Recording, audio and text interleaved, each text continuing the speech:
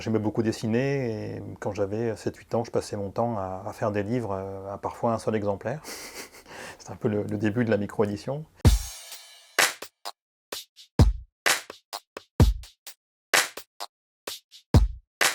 Je me suis toujours intéressé aux choses un petit peu manuelles, faites main, artisanales, etc. Donc ça m'a amené à explorer des techniques comme la typographie au plomb par exemple, la gravure, depuis quelque temps la menuiserie, enfin, voir ce qu'on peut tirer des différents outils. Le côté pluridisciplinaire, ça me paraît pas gênant en soi, ça me paraît même vraiment une richesse. C'est aussi la manière dont mes journées sont faites, parce que donc, je fais à la fois des travaux de commande et des travaux personnels. Et les travaux de commande, il y a toujours 4 ou 5 choses qui tournent en même temps, qui vont avancer de manière un petit peu parallèle. On va passer 1 heure sur une, 2 heures sur l'autre. Pendant le temps qu'il va rester en fin de journée, on va bricoler un truc avec une idée qu'on a eue avant-hier en faisant du vélo. Enfin voilà, je ne vois pas comment mes journées pourraient s'organiser autrement en fait.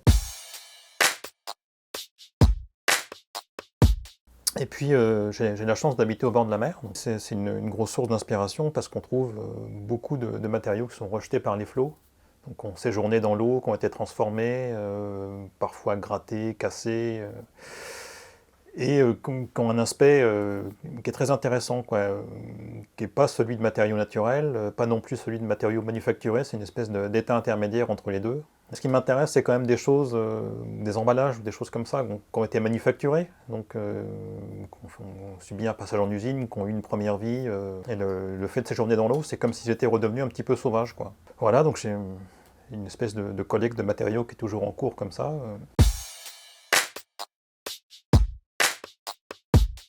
Chaque année, je fais effectivement un certain nombre d'ateliers en école, donc ça peut être des maternelles, des primaires, des collèges, des lycées, parfois des écoles d'art. Et ça me paraît important parce que moi, c'est un peu par ça que je suis venu au graphisme. Un moment un peu fondateur, c'était quand j'avais visité cette imprimerie musée dans la Drôme, qui était une espèce de conservatoire typographique. Et là, j'ai rencontré d'anciens typographes qui étaient vraiment des gens formidables, quoi, enfin, qui ne demandaient pas mieux que de parler de cette histoire, de donner un tas de détails techniques, etc. Donc, enfin, comme je suis plutôt autodidacte, c'est effectivement par le biais de rencontres comme ça que j'ai appris énormément de choses. Donc je me dis que c'est une manière de, quelque part, continuer la chaîne et d'à mon tour, essayer de parler de tout ça, quoi.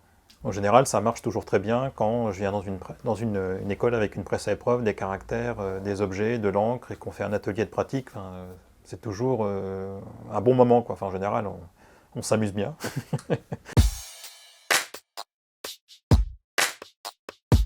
C'est un événement énorme, dont j'entendais parler depuis des années, et où j'ai eu la chance d'aller via un dispositif qui s'appelle le Voyage à Bologne, qui est coordonné par la Charte des auteurs illustrateurs.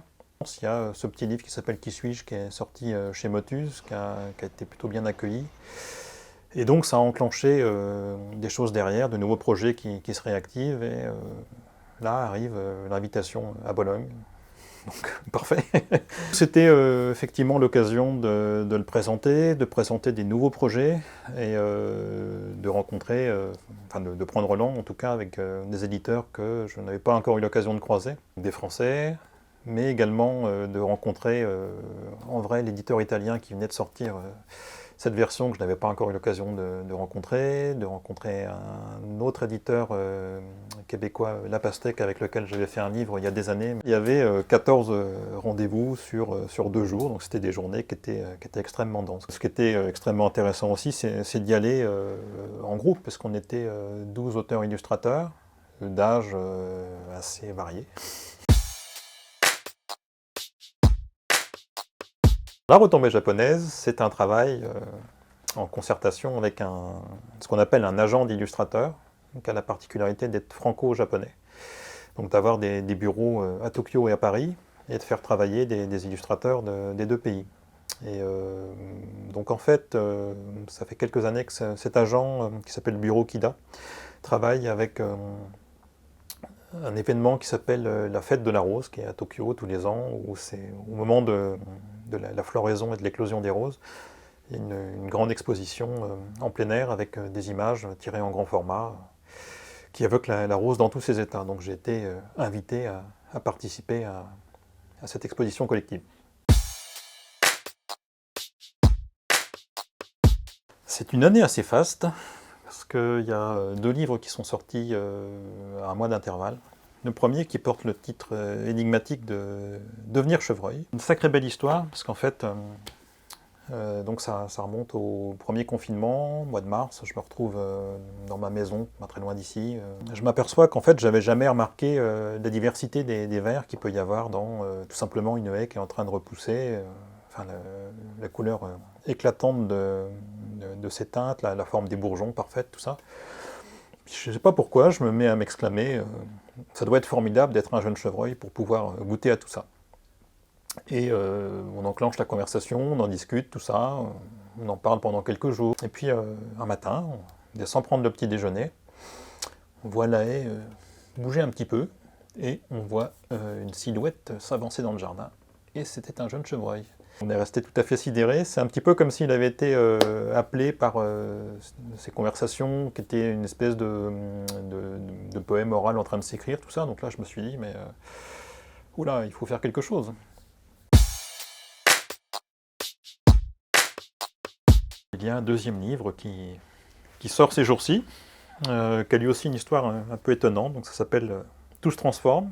C'est bien sûr la phrase de Lavoisier, rien ne se perd, rien ne se crée, tout se transforme.